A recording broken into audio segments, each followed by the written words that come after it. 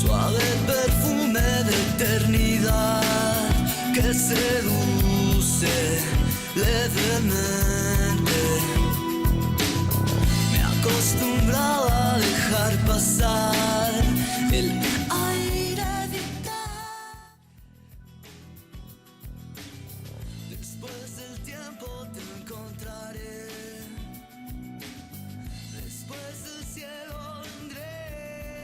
Bueno, Malaria surge a principios de los 80s con Juan Carlos Reyes y yo, que nos conocimos en la primaria.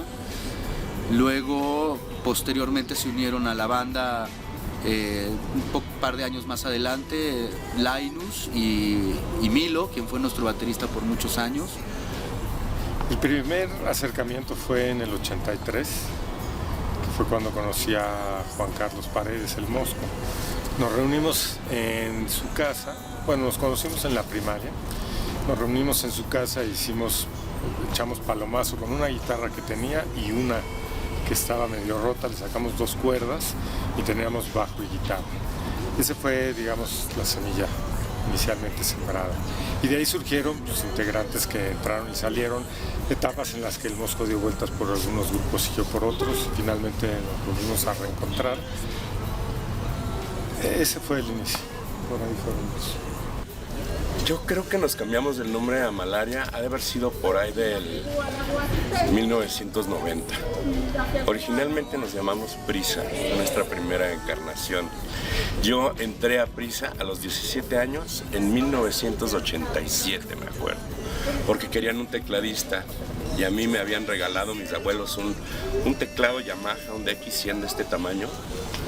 Y así fue como empezamos. Creo que mi primer toquín con Prisa fue en un lugar que estaba sobre División del Norte que se llamaba el Aramis, que era como un café cantante. Ahí fue mi primer toquín. Y después estuvimos, pues no sé, tocando en fiestas y en Rocco. Y ya después decidimos cambiarnos el nombre a Malaria. Antes de eso hubo un periodo corto de tiempo que nos llamamos Mosquito y los Anófeles, pero eso no funcionó. Entonces, pues, ¿qué transmite el mosquito anófeles? Pues la malaria, ¿verdad? Por eso nos llamamos Malaria.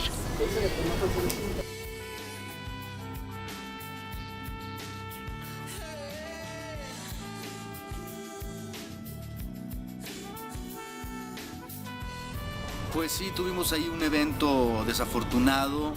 El segundo baterista de la banda, Mauricio Aragón, que pues era un gran amigo nuestro, se nos adelantó, murió y eso creo que fue un acontecimiento que afectó mucho a la banda. Bueno, hubo un evento importante en la etapa final de Malaria, que fue la muerte de Mauricio.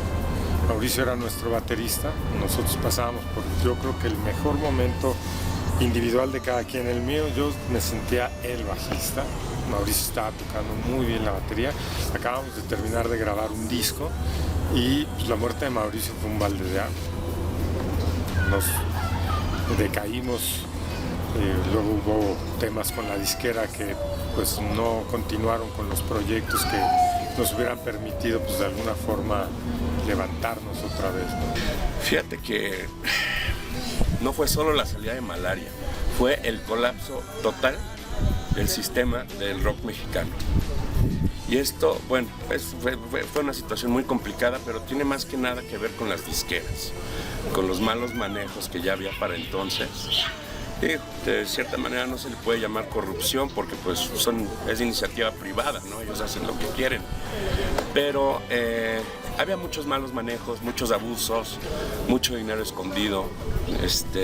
Entonces en 1996, 97, me acuerdo que estaba de presidente Ernesto Zedillo, se trata de hacer un tratado internacional antipiratería, ¿no? Porque ya precisamente las disqueras y Hollywood, ¿no? Se estaban quejando de que había demasiada piratería en China, en Asia, en Sudamérica, en México, y no me acuerdo por qué motivo, pero México no firma ese acuerdo. Entonces, ¿qué es lo que hacen? Todas las disqueras, casi todas las disqueras de México eran transnacionales. Entonces sus sedes, matrices, en este caso BMG era Bertelsmann en Alemania, le recortan el presupuesto a sus filiales mexicanas, ¿no? Entonces me acuerdo, las cifras eran realmente escandalosas, ¿no? En 1993, BMG Ariola sacó 200 artistas nuevos. ¿Tienes idea cuánto sacó en 1999? Cero, ni uno solo. Ya no tenían dinero, cerraron todas sus divisiones, cerraron Culebra, corrieron a todos. Desafortunadamente entre esos corridos estábamos nosotros, ¿no? Y se dedicaron a vivir de lo que se llama su back catalog, ¿no? O sea, sus discos, su catálogo de Lola Beltrán y Juan Gabriel, a reeditarlo. En lo personal yo no puedo sentir pena por las disqueras, porque era ridículo cómo gastaban el dinero y lo que le tocaba a los artistas era el 0.01% de la producción total.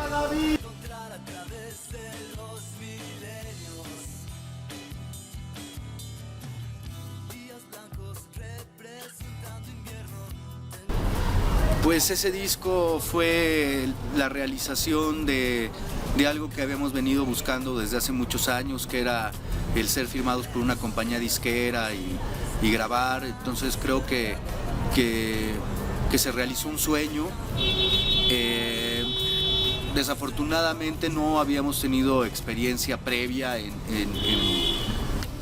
hacer discos, entonces sí creo que nos tomó ese disco un poco verdes, pero nos dio la experiencia que necesitamos para realizar el segundo disco, que creo que fue un disco muy bien realizado. Bueno, nuestro disco Malaria para mí fue un gran evento, porque lo que sueña todo músico cuando empieza a trabajar como músico en grupo es la posibilidad de grabar un disco. Y nosotros cumplimos ese sueño a muy temprana edad. Y fue un disco que tuvo poca experiencia por nuestra parte, porque tampoco éramos unos músicos con una experiencia de tantos años. Y por otro lado, la gente que participó en la producción y en el estudio también fueron pioneros en esa etapa de sus carreras, lo cual le permitió al grupo hacer un grupo con un disco con demasiadas libertades, lo cual pues le dio ese sonido especial, ¿no? No es un disco demasiado presionado, es un disco relajado que tiene fueras de beats por acá, que tiene sonidos acústicos sin trabajar o sin demasiado trabajo, y creo que eso es lo que más vale de ese primer disco. El primer disco lo grabamos en un estudio nuevo que se llamaba Mucho Ruido, y se grabó a digital, se grabó a DATs, a 24 tracks de ADAT. Estas no eran la ADAT XT20, eran las primeras ADATs, las blackface, las negras que les llamaban. Tenían un sonido realmente muy digital, muy pues hay gente que lo llama áspero, ¿no? Era una mezcladora, una Mackie económica, ¿no? Un monitoreo muy básico. Era un sonido mucho más crudo, mucho más inmediato. Realmente no tuvimos tantos recursos técnicos, tanta microfonía, tantos procesadores.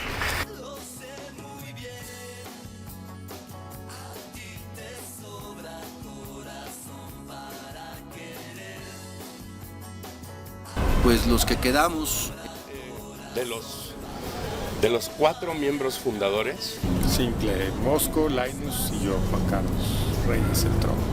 Estamos en busca de un baterista.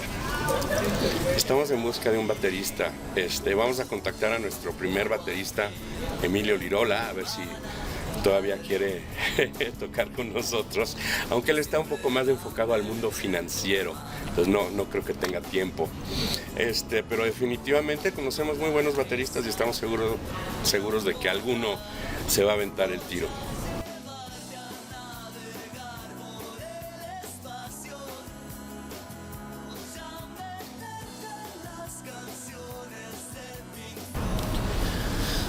bueno, pues ha cambiado todo.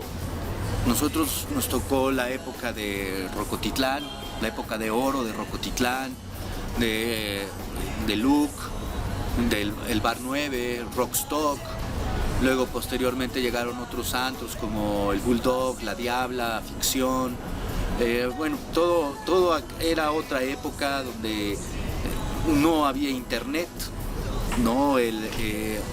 Obviamente no existía Facebook ni redes sociales. Era todo muy distinto. Creo que todavía existía el culto de comprar y coleccionar discos, y la forma en que la gente, los chavos, se aproximaban a la música era muy distinta, ¿no? Había más culto en aquella época, había el gusto por coleccionar discos, era muy diferente. Pues sí, pasaron muchos años, 18 años entre el primer disco y el segundo. Vamos a relanzarlo, lo cual nos tiene en una etapa de felicidad constante. Y bueno, eso nos lleva a la otra parte, que es el contexto musical actualmente ha cambiado, no nada más en México. Podemos hablar de un cambio en la escena a nivel mundial. Cada vez es menos músicos, más electrónico, más DJ, menos banda.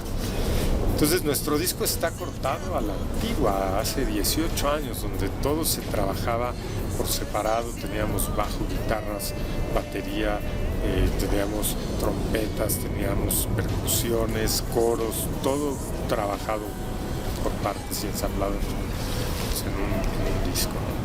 Entonces la escena ha cambiado la industria discográfica de forma dramática.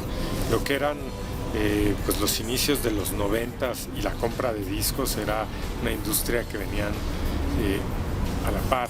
Hoy en día es muy difícil que la gente compre discos, pero hay otra dinámica que son redes sociales, medios electrónicos, venta de tu producto a través de aplicaciones que te permiten escuchar la música o que te permiten bajar la canción y poderla escuchar sin necesidad de comprar un disco. Es mucho más práctico eso para la cuestión personal de cada individuo, pero para la industria quizá no es tan no deja tantas utilidades como lo hacía hace unos años. Yo creo que definitivamente ha habido muchísimos cambios en la escena musical. Creo que al principio, ¿no? Cuando quizá en los 80s, ¿no? A pesar de que fue una etapa de intensa experimentación, tenemos que admitirlo, había una gran influencia del mundo angloparlante, ¿no? Realmente a veces era casi imitar a tu grupo favorito, ¿no? Casi había canciones que parecían más homenajes, ¿no? Que composiciones propias.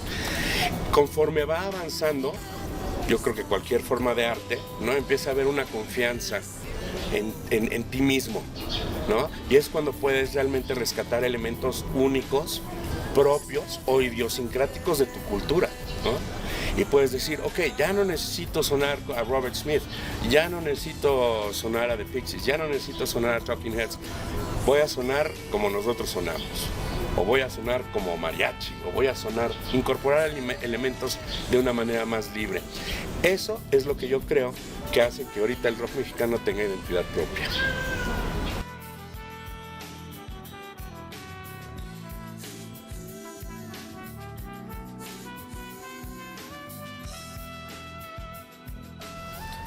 Bueno, yo creo que Manzana, a diferencia del primer disco, el primer disco es bueno, pues, yo que era el que escribía las letras, pues yo era más chavo en el primer disco, y aparte fue un disco en el que se hizo canciones que en un periodo de tiempo mucho más largo, canciones que teníamos ya desde los 80s, de 90s, fue como recopilar canciones que teníamos de distintas épocas.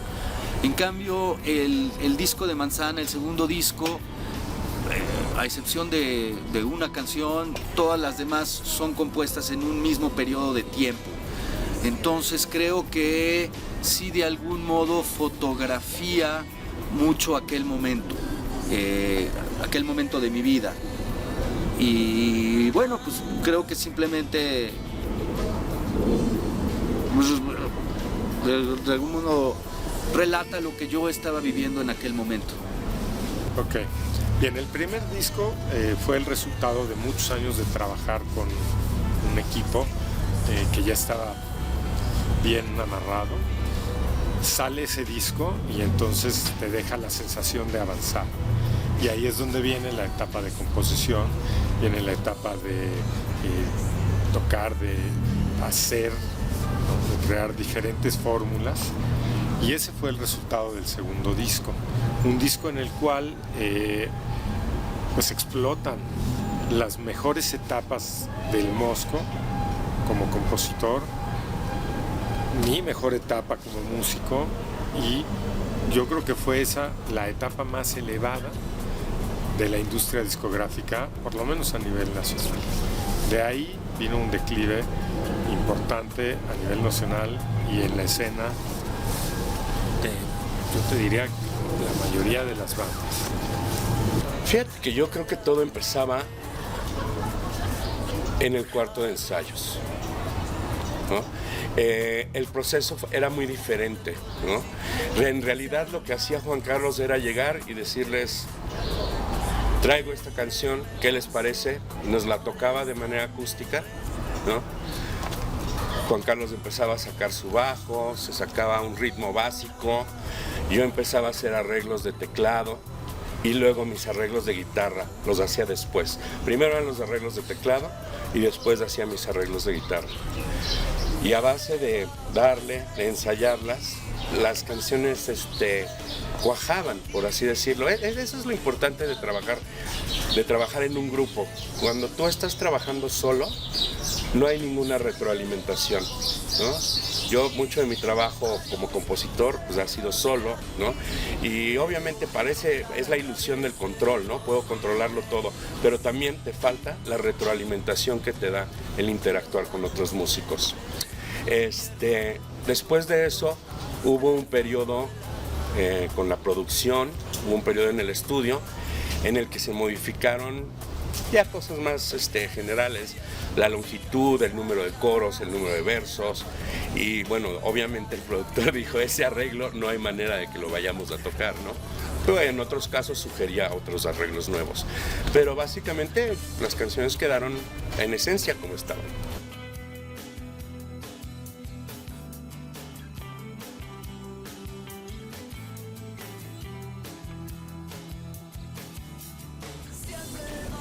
Pues es rock pop. Bueno, siempre hemos sido rock pop.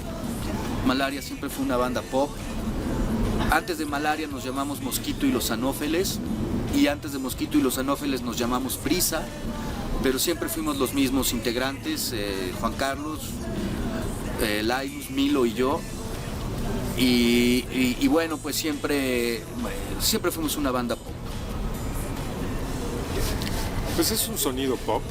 Yo creo que hay demasiadas etiquetas actualmente en música que tiene rasgos similares, pero con un poquito que salga de lo normal, pues ya tiene una etiqueta. Nosotros no hemos hecho nada distinto en los últimos años y creo que se encaja claramente en pop popular, la gente lo puede escuchar, o la gran cantidad de la gente que gusta la música simple, con ritmos 4/4, con bajo, batería, guitarras, voz, coros, percusiones y algunos incidentales electrónicos que también le dan ese toque.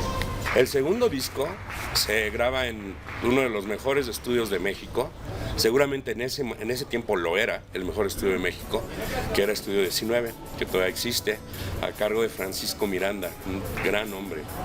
Y ahí conocimos, el ingeniero de grabación fue Rogelio Gómez, guitarrista de Ansia. De hecho, a partir de ahí empieza una relación de muchos años con Rogelio. Nos volvimos socios, hicimos varias producciones juntos.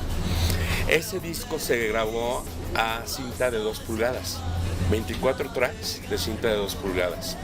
Era lo mejor, ¿no? Calientito, suena mucho más tibio, ¿no? No tiene ese sonido áspero, ¿no? Y bueno, Estudio 19 creo que definitivamente tienen la colección de micrófonos más importante que hay en México, ¿no? Tienen unos micrófonos Telefunken de 1947, ¿no? Una joya. Todo su procesamiento externo también es de primerísima calidad. Sus técnicos mantienen el equipo en óptimas condiciones. El cuarto de grabación, ¿no? Es un cuarto como de 6 metros de alto, de pura piedra. No, una cosa increíble, un sonido increíble. Entonces, de entrada, independientemente del procesamiento posterior, del mastering, ¿no? Los tracks sonaban mucho más cálidos, mucho más tibios. Y obviamente, a la hora de mezclar, a la hora de masterizar, quien definitivamente tiene mucho que ver en el sonido es Ulises Butrón. Él trabajó con Fito Páez, trabajó con Charly García. Entonces, pues, ustedes recordarán, 1996 era un sonido, precisamente se estaba buscando, pues se puede llamar frescura, ¿no? Frescura, acuérdense los discos de Soda de ese tiempo, cómo sonaba gran parte de la música española, del rock de España en ese momento. Ese era el sonido que se estaba buscando.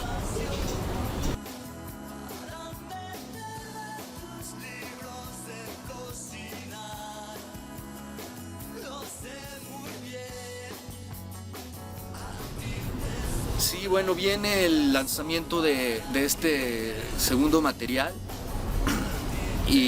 y bueno, obviamente lo vamos a apoyar con algunas presentaciones en vivo y pues ahorita en lo que estamos enfocados principalmente en editar este material y apoyarlo, sí, obviamente con algunas presentaciones en vivo.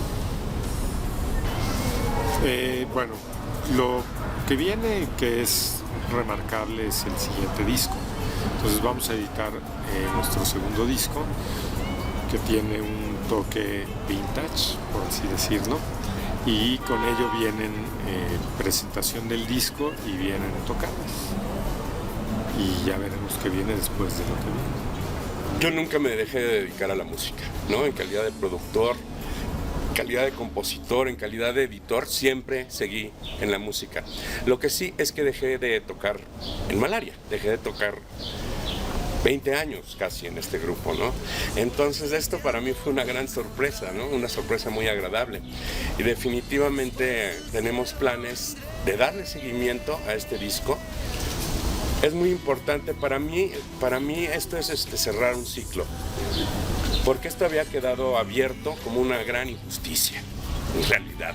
Para mí eso fue lo que fue, ¿no? Creo que nos trataron muy mal, creo que nos trataron injustamente, no solo a nosotros, sino a muchos grupos, ¿no? No creo que haya sido culpa de cada grupo en particular.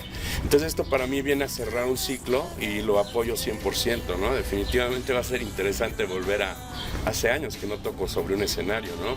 Mucho menos de estas canciones, pero me siento muy optimista al respecto y obviamente en cuanto nos juntemos pues van a empezar a salir cosas nuevas, ¿no?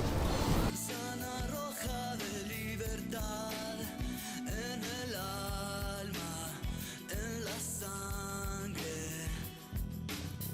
Un saludo a la gente que nos ha apoyado, a la gente que de algún modo inyectó en nosotros esas pilas de retomar esto. A David Ricardo Hernán, a Rosa Anguiano, a Carlos Ahumada, Ricardo Bravo, toda la gente que nos ha apoyado y nos ha inyectado las pilas para estar acá de vuelta. Y hay algo que quiero agregar y es, pues, de entrada agradecer a todo ese club de fans de aquella época que siguió religiosamente a la banda en sus tocadas.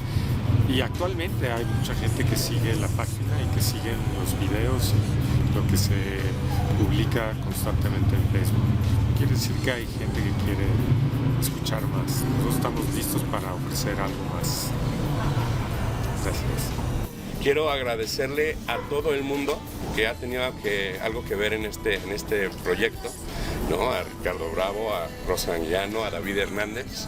Sin ustedes y sin los fans, nada de esto es posible, nada de esto existiría. Entonces, muchas gracias a todos.